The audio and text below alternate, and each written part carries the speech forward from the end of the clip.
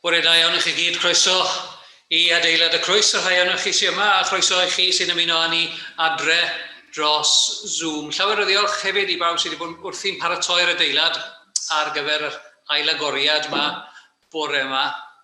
Mae yna nifer fechan gyda ni yn y Crwys a llawer mwy ohonoch chi adre. Chydig o goeddiadau. Sy'n nesaf, gwasanaeth ar-lein eto ar un amser am 11 y bore ar barchedig Lona Roberts bydd wrthi sy'n nesaf.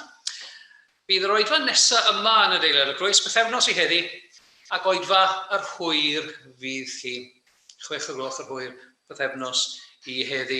Yn ystod yr wythnos, y myfyrdod ar-lein fel arfer am 6 o gloch ar nos Fercher, a bore yma i chi sy'n yn y capel, mi fydd yna blat casglad yn y cyntedd a'r ffordd allan, newn ni ddim casglu yn ystod yr oedfa. Gewn ni offro munoddoliad i'r arglwydd, gwyddiwn. Duw ein tad, arglwydd nef a llawr, ffynhonell a nerth ein bywyd, a ddolwn di a chlodforwn di. Arglwydd Iesu Grist ein gwaredwr am gobaith, rhoddwr bywyd yn ei helaethrwydd, a ddolwn di a chlodforwn di. Ysbryd sanctaidd ein diddanydd a'n harweinydd, nerth a bywyd Duw ynom, a ddolwn di a chlodforwn di. Dduw, Dad, Mab ac Ysbryd Glân, perffaith mewn undod a chariad, yn ein huno a thi ac a'n gilydd, yn awr ac yn oes oesoedd, molwn a chlodforwn di. A'n hemyn gyntaf, bore yma 24 allan o lyfr Caneuon Ffydd o cenwch fawr i'r arglwydd, y ddeiar fawr i gyd, ac am ei achawdwriaeth molienwch ef o hyd. Mynegwch ei ogoniant tra dyrchafedig yw. Mae'n ben gwrywch y diwiau, mae'n arglwydd dynol rhyw. 24.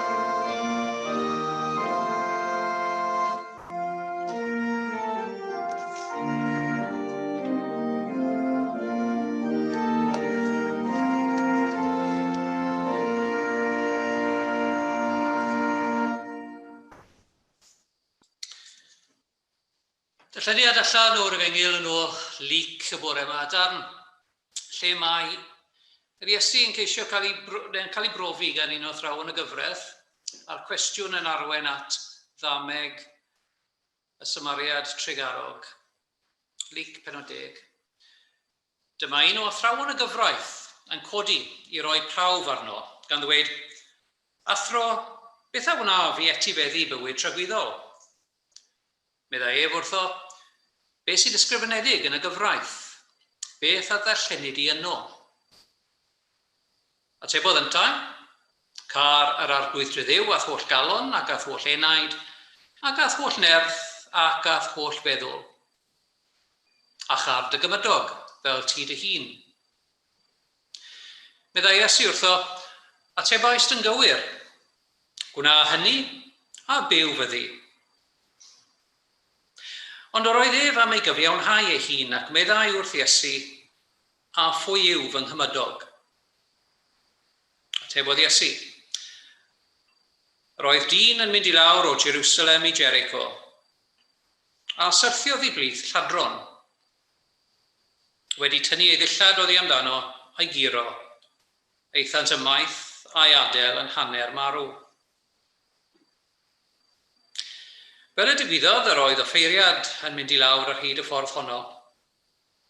Pan welodd ef, aeth heibio o'r ochr arall. Yr un modd daeth lefiad hefyd at y man.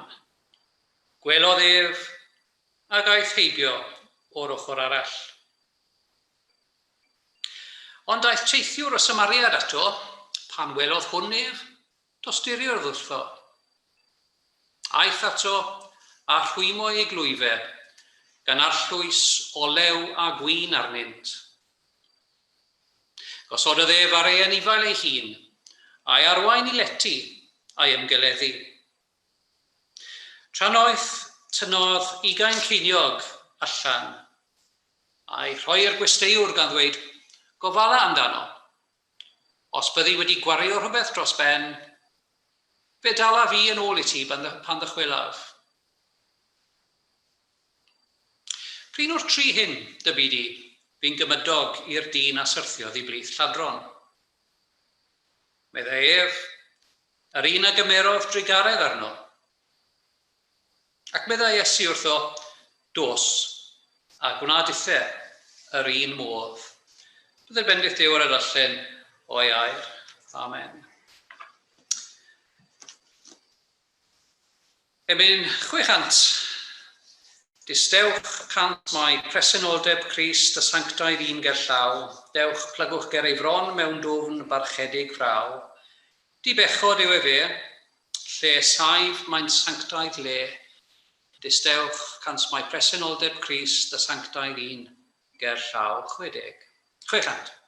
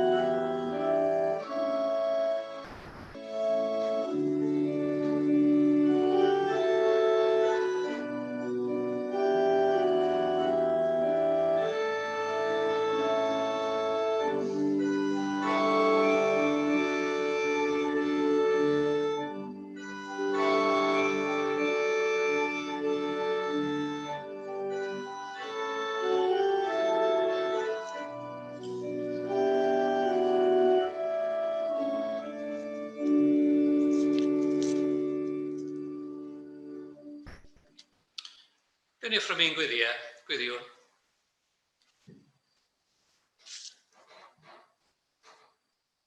At bwy'r awn o dad ond at ti, gennyt ti am ei geiriau y bywyd trygwyddol.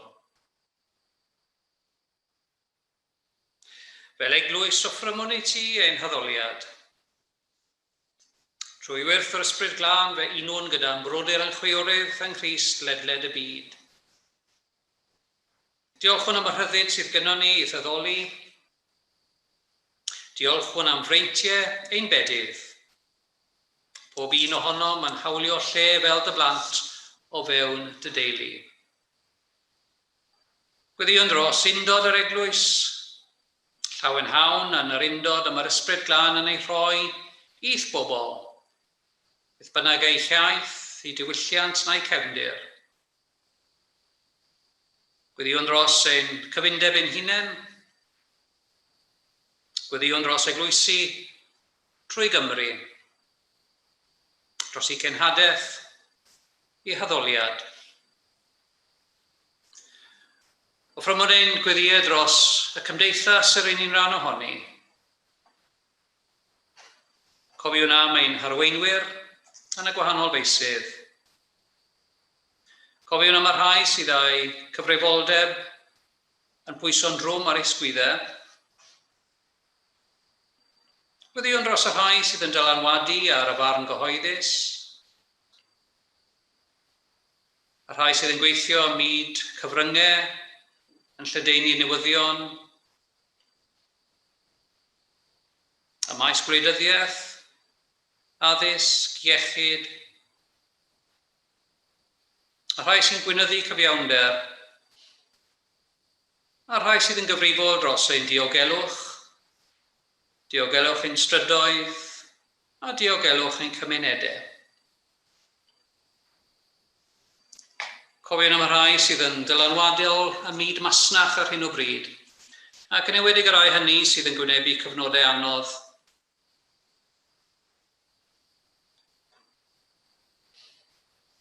Offrym ein gweddiau i gwmpasu ein byd. Parhawn i weddio dros yr ardaloedd hynny lle mae yna derfysg a thensiwn ar hyn o bryd. Gweddiwn dros bobloedd gwledydd y Dwyrain Canol.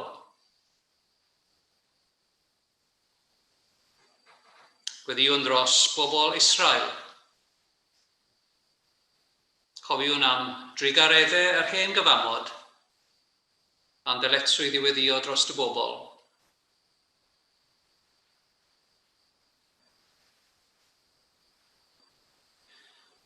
Offrym ein gweddiau dros bobl arbennig sy'n dod i'n meddyliau. Cofiwn am bawb sydd y bore yma yn byw mewn ofn. Y rhai sy'n byw gydag ansicrwydd. Y rhai sy'n gwynebu ansicrwydd ynghylch eu dyfodol, yn byw gyda thlodi, ac yn profi digartrefedd ar hyn o bryd. Dyrod y fendith o arglwydd ar y mudiadau hynny sydd yn ceisio gwella bywyd i bobl eraill. Cofiwn am y rhai sydd o'n teulu ni yma yn ein heglwys ni yn mynd trwy gyfnod o brawf, cyfnod o golled, cyfnod o weiledd neu wendid. A gweddiwn dros y rai hynny sydd yn dygymod â galar, colled neu brofedigaeth. Ac wrth i ni byrhau i fyw gyda ansicrwydd y pandemig ar hyn o bryd, fe gofiwn am bawb sydd yn gweithio yn genedlaethol neu yn lleol i ymestyn trigareddau trwy breintiau iechyd.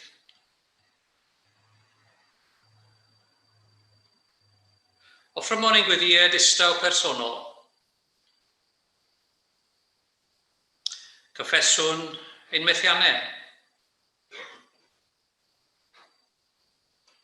Ond gwnawn hynny yn y sicrwydd ein bod ni yn troi at Dduw sydd yn ein derbyn ac yn cynnig tregaredd a gras i ni beth bynnag ein hamgylchiadau.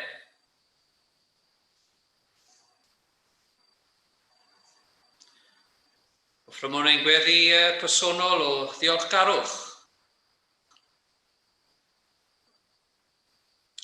Diolchgarwch am y pethau hynny ni'n cymryd mor ganiataol yn ddyddiol.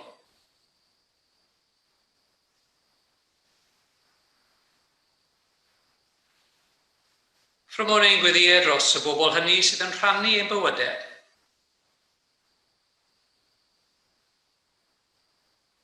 Aelodau ein teuluoedd, ffrindiau a chydnabod.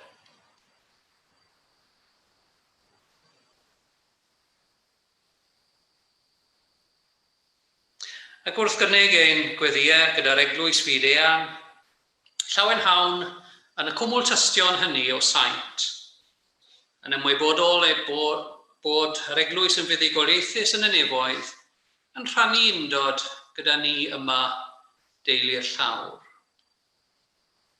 A diolch hwn am y rhai aeth o'n blaen ni mewn ffydd, i pererindod wedi gorffen, a'i gweledigaeth ohono ti bellach yn weledigaeth eglur. Yn ei cwmni, offrymwn ein gweddiau fel unigolion, fel cynulleidfa ac fel eglwys.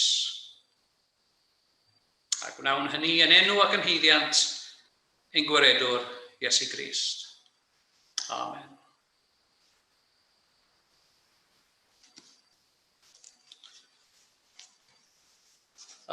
Hymn nesaf, rhif 37. Cenwch i'r arglwydd yw'r ein hymwared ni yw, a'i dymberaeth hyd yn ef a berthmoliant iddo ef, bendigedig o'r arglwydd ein Duw. 37.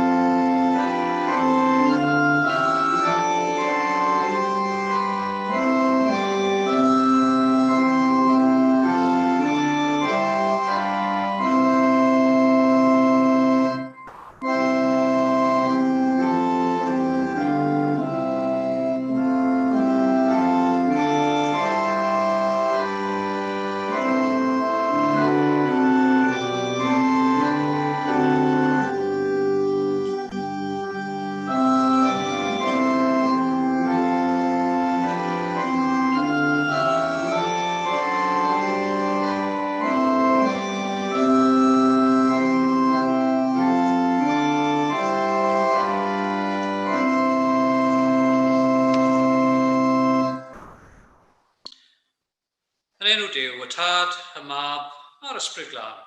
Amen. Bwysig bod chi'n dod mlaen a'ch cymdogion, ynddo fe? Pobl sy'n byw drws nesaf i chi. Cymaint o bobl yn syrthio allan dros bynciau fel pwy sy'n berchen y wal, pwy sy'n berchen y ffens, pwy sy'n berchen y berth rhyngddo chi a drws nesaf. Neu os o sŵn yn dod o'r drws nesaf, sut i chi'n ymdrin ag e. Mae'n bwysig bod chi'n o bosib yn nabod eich cymdogion, ond bod chi'n dod mlaen yn lle dda gyda nhw. Achos wedi'r cyfan, dyn ni ddim yn ei dewis nhw, ond maen nhw yno. Falle bod chi'n prynu tŷ, a mae'r cymdogion allan troi allan, a rhaid na ddymunau chi, wel, chi'n styc gyda nhw. Ac am hwn i bod pobl sy'n gweithio myd y gyfraith drwy'r ôl tro yn goffod sortio allan rhyw anghydfod sy'n rhwng pobl a'i cymdogion agos. Mae yna hen dihareb gyda'r Iddewon, mae'n debyg. Car dy gymydog, hyd yn oed os yw e'n canu'r trombôn. Car dy gymydog, hyd yn oed os yw e'n canu y trombôn. Mae'n her, yn dweud, o'n i'n rhannu swyddfa rai blynyddoedd yn oel gyda Scottin. Oedd yn ei ddileit mawr oedd canu'r bagpipes, a dwi wrth y modd gyda'r pibau y bagpipes, ond dwi wrth y modd gyda nhw y tu allan. Ac oedd ambell waith oedd yn dod mewn i'r swyddfa, ac yn penderfynu o'na i ddim just defnyddio'r chanter, na i gael blast ar y pibau tu fewn i furiau swyddfa, llai ddim i argymell e. Sut i ni'n byw gyda pobl sy'n wahanol iawn i ni? Sut i ni'n byw gyda pobl hynny sy'n ambell waith yn mynd ar y nerfau ni? Car dy gymydog. Dwi'n cofio yn hen ffilm bellach yn dangos yn oedran, os ewch chi'n ôl i'r 80au, roedd un o ffilmiau Crocodile Dundee, Paul Hogan. A dwi'n credu mai Crocodile Dundee 2 oedd y ffilm. A os ych chi'n gyfarwydd â hi, mae'r stori yn syml iawn. Mae Crocodile Dundee yn rhywun sy'n byw yng nghefn gwlad Australia, yn y bush. Ac yn y ffilm mae'n dod o Australia i Efrog Newydd, am yr byd yn hollol wahanol. Mae'n dod o fyd lle mae'n nabod pawb, i fyd lle mae'n nabod neb. Mae'n dod o fyd lle mae pethau'n dawel, i brysurdeb dinas fawr fel Efrog Newydd. Ac yn y ffilm, mae Crocodile Dundee yn cerdded ar hyd y palmant yn Efrog Newydd, a mae'n gweld rhywun yn redeg heibio ac yn dwy'n bag llaw ryw wraig ac yn ei heglu hi i fyny'r stryd. Digwyddiad digon gyffredin mynd rhywle fel Efrog Newydd. Neb yn malio, neb yn ymateb, ond Crocodile Dundee yn dewis wneud rhywbeth, a mae'n redeg ar ôl y boi, llorio'r boi, tynnu gyllell, a diwedd y stori yw bod y bag yn dod nôl i'w pherchenog. Nawr, rhywbeth fel yna am hwn i, mae rhywbeth yn ddyn ni gyd sy'n canmol rhyw weithred fel yna. Am hwn i, mae rhywbeth yn ddyn ni gyd sy'n gweud, wel, so ni wrth y modd gallu gwneud rhywbeth fel yna. Yn atgoffa fi, oedd rhywun o'n i'n nabod blynyddoedd ôl, oedd wedi bod yn y coleg, ac oedd e'n gweithio rhyw noson yn ei fflat, a chlywed sŵn o'r hewl o dano. Oedd rhywun yn tincian gyda'i gar, a rhywun yn torri mewn iddi gar. Difrodi i gar. Felly ath y boi lawr, rhoi chas, a fel mae'n digwydd diwedd y stori, fe nath e lwyddo i llorio'r boi a torri i fraich. Wel, allai ddim ar gymell hwnna, ond chwarae teg iddo fe, weda i, roedd yn folon wneud rhywbeth a chamu mewn. Oedd diwedd y stori ddim yn stori hapus iawn, ac oedd wedi torri'r braich yma, a mi gafodd i gosbi rhywfaint am wneud hynny. Ond beth yw'r pwynt? Wel, ydych chi pobl fel yna, fel Crocodile Dundee, Paul Hogan yn Efrog Newydd, y boi roedd chas i rhywun oedd yn tincian gyda'i garau, maen nhw'n dewis ymateb a gwneud rhywbeth pan mae rhywbeth fel yna yn digwydd. Cerwch nôl at y ddameg yma. Dwi'n newydd i darllen Iesu yn adrodd hanes y ddameg yma. Mae'n ddigon cyfarwydd i ni gyd. Dyn yn cerdded o Jerusalem i Jericho. A mae'n rhyw fath o ddrama. Pwy yw'r cymeriadau? Wel, mae ydych chi grŵp o ladron. Wedyn mae ydych chi ddoi arall sy'n dod yn ei tro, o'r offeiriad a'r lefiad. A wedyn mae'r person prif gymeriad, os maen nhw chi yn dod ar y llwyfan, y Samariad Tregarog. Mae'n stori oesol. Y ffordd o Jerusalem i Jericho, rhyw 8 milltir mae'n debyg, roedd yn cael ei adnabod yn lleol fel y ffordd weidlyd, the bloody road. Yn ger eraill, oedd yn ffordd rhan fwy o bobl yn ceisio i osgoi. A mynd lawr mae'n debyg, nifer o droion, llawer o greigiau uchel, lle delfrydol i ladron i guddio. A mae'n debyg, os o'ch chi'n gall, o'ch chi'n ceisio osgoi y ffordd yma o Jerusalem i Jericho. Y lladron am o'n i, ran o'r senario, ran o'r lle, aros i tro. Maen nhw'n gweld rhywun yn dod, maen nhw'n ymosod arno fe. Beth yw eu hathroniaeth nhw am fywyd? Wel, siwr o fod yw athroniaeth syml iawn. aros I weld os gallen nhw dwy'n rhywbeth oddi ar rhywun arall. Ac am hynny mae lladron ym mhob oes a rhyw athroniaeth fel yna. Os gallen nhw gael get away gyda fe, fe newn nhw fe.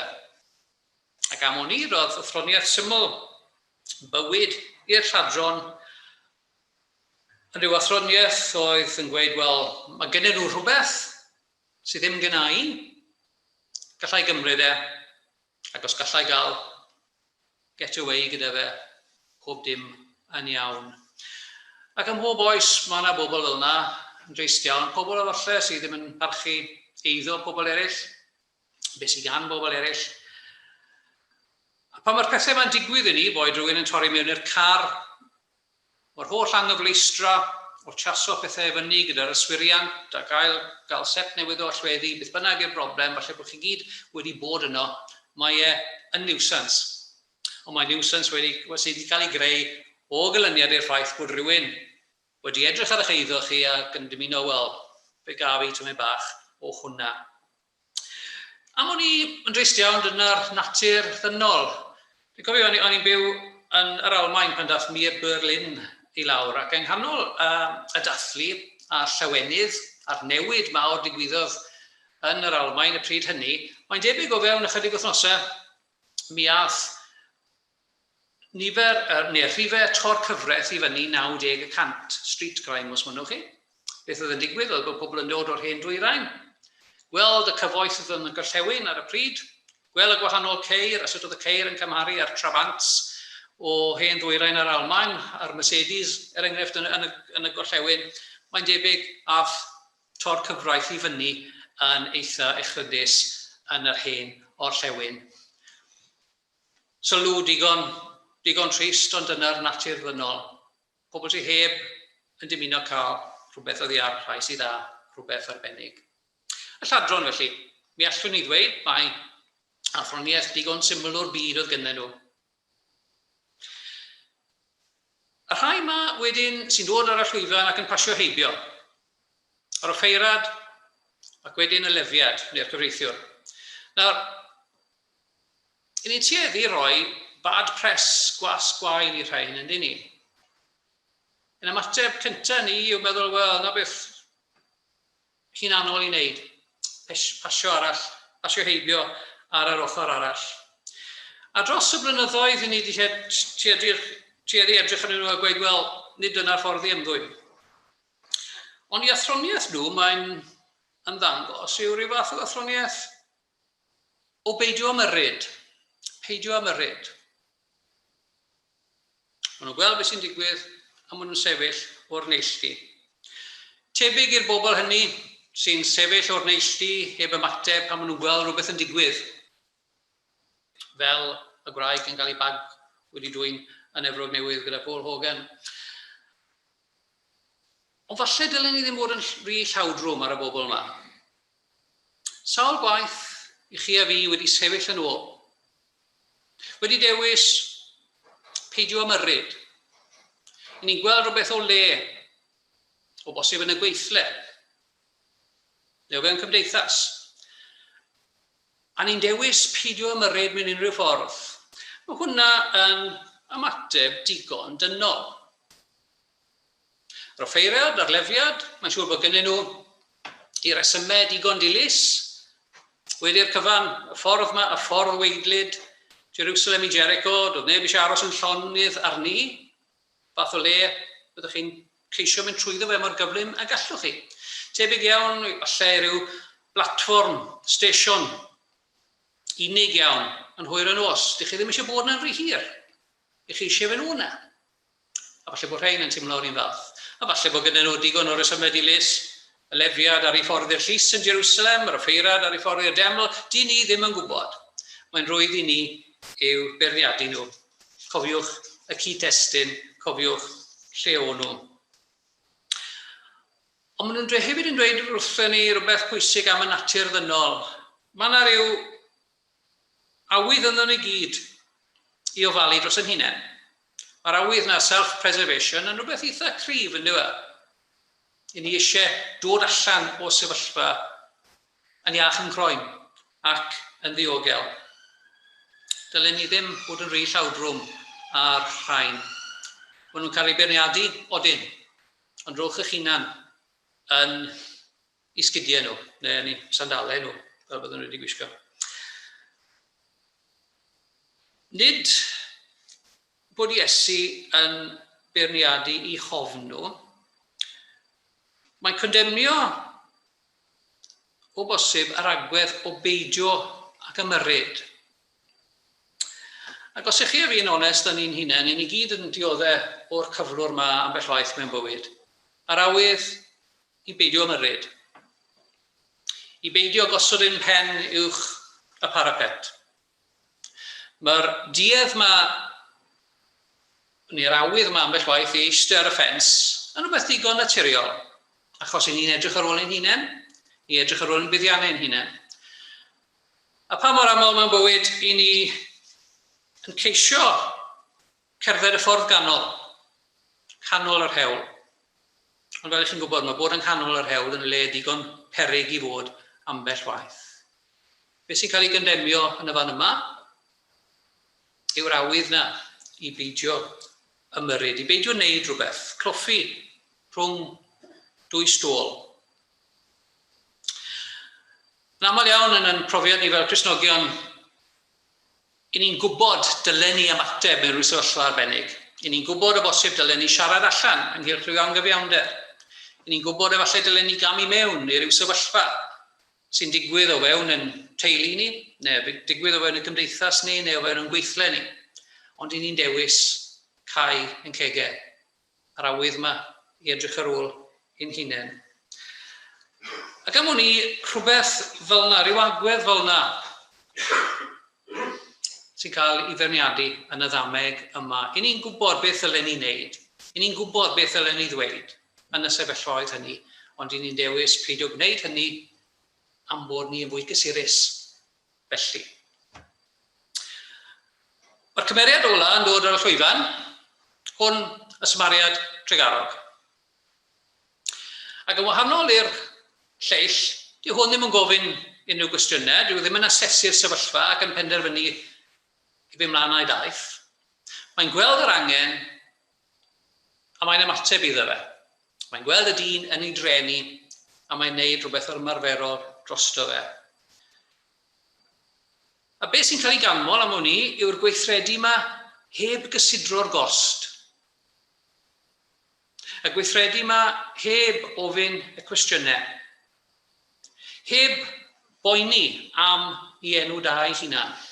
A cofiwch y gyd-destun eto, symariad, Iddew. Roedd e'n saici yr Iddewon yn ystod y cyfnod yma, bod e'n iawn iddyn nhw beidio a wneud dim gyda'r symariad. Dyna oedd y dysgeidiaeth, dyna oedd y disgwyliad, dyle Iddewon pybyr wneud dim gyda'r symariad. Y Gwenallt yn dweud yn ei gerdd yr Iddewon, mae hi'n genedl sydd wedi cadw ei gorffennol. Ac i'r Iddewon, roedd y gwreiddiau yma, yr hen gynnen yma, rhwng yr Iddewon a'r symariad yn mynd nôl dros y canrifoedd. Felly bydde neb yn disgwyl i symariad camu mewn. A dyna'r ergyd i'r gwrandawyr cyntaf i'r ddameg yma am hwn i. Meddyliwch am y disgyblion. Rydyn nhw wedi cael eu trwytho bod e'n iawn i beidio wneud dim ar symariad yma. A Iesu, fel sef yn gwirdroi hynny ac yn dweud, wel, hwn yw'r arwr. Hwn, gweitha i gefndir, gweitha y label i chi yn rhoi arno fe, sy'n neud y peth gorau yn y sefyllfa yma. A Luc sy'n tu ôl i hynny, Luc yn ei awydd i ddangos bod yr Efengyl yn holl gynhwysol sy'n rhoi'r blaenoriaeth a'r clod yma i'r symariad. A rhyw fath o daioni greddfol sy'n perthyn i'r symariad, dyw e ddim yn cyfrif y gost. Mae'n ymateb pan mae'n gweld angen. A mae'r un her yn agored i chi a fi yn y bywydau. Mae'r Eglwys yn gwybod sut dyle hi ymateb i broblemau, i anghenion, i anghyfiawnderau. I chi a fi yn gwybod am fod Duw wedi ein creu ni A'r peth bach yna yn cydwybod ni, yn rhan o'n gwead ni. Ond yr her yw ymateb heb gyfrif y gost. Sawl gwaith i chi wedi gofyn i chi'ch hunan, wel, mi fydden ni'n ymyrryd, ond beth am yn enw da. Mi fydden ni'n ymyrryd, ond beth am y promosiwn. Mi fydden ni'n ymyrryd, mae yna gymaint o resymau yn y bywydau ni'n gallu rhoi dros beidio wneud rhywbeth. Beth wedyn nhw yn y capel? Beth weda'r teulu? Ac mae'r esgusodion hynny yn dod mor rhwydd i ni. Yr her yma yw diastyru y pethau i ni yn tueddu roi pwys arnyn nhw. Y Samariad yn diastyru y gwahaniaeth rhwng dde a'r Iddew, a Iesu trwy'r ddameg yn troi disgwyliadau i ddisgyblion ar ei pen. Mae yna Samariaid trigarog i ni'n cwrdd nhw ym mhob maes o'n bywydau ni. Ac ambell waith mae pobl yn gallu'n syni ni. A pobl yn gallu gwneud rhywbeth pethau drosto ni, byddwn ni byth yn disgwyl gennyn nhw. A mae yna gymaint o Samariaid trigarog sydd falle yn dod mewn i'n bywydau ni jyst ar yr amser iawn. Ac yn dweud y peth iawn ar yr adeg iawn, neu wneud y peth iawn ar yr adeg iawn. Ac wedyn maen nhw'n symud ymlaen a'i bywydau, ac o bosib yn symud allan o'n bywydau ni. Ond ar y pryd, maen nhw'n ymateb fel mae Duw eisiau i bobl ymateb fel Samariaid. A'r fendith i chi a fi bore yma yw bod Crist ei hun fel y Samariad yna. Dyw ddim yn gofyn cwestiynau. Dyw ddim yn disgwyl i ni neidio trwy hwps. Dyw ddim yn disgwyl i ni wneud hyn a'r llall cyn i fod yn dewis ymyrryd yn y bywydau ni. Dyw hynny ddim yn dweud bod dim safonau gyda ni i'w cyrraedd fel Cristnogion. Ond se Crist ei hunan yn edrych ar y ffaith ein bod ni'n syrthio mor aml yn fyr o safonau hynny, bydde ddim gobeith yr un ohono ni. Ond yna, mae'n gweld ni yn yn hangen, ac yn ymateb i'r anghenion hynny heb ofyn cwestiynau, heb ystyried ein teilyngdod. A fel ar ddiwedd y ddameg yma, mae'r Samariad yn arwen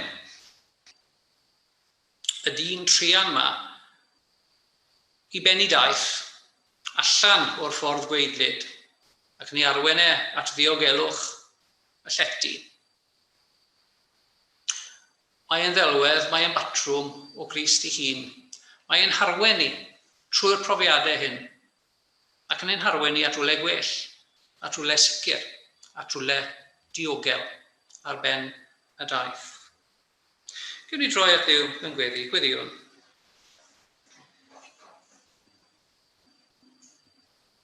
Diolch i ti o Dduw am y bobl hynny yn ein profiad ni sydd wedi gweithredu fel Samariaid.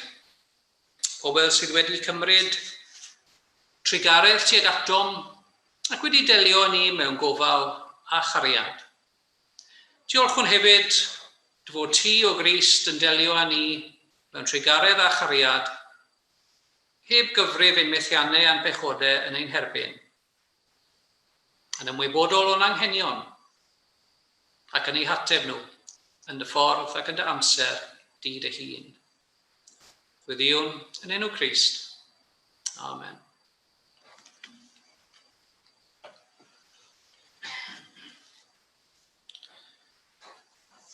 A'n hemyn ola y bore yma,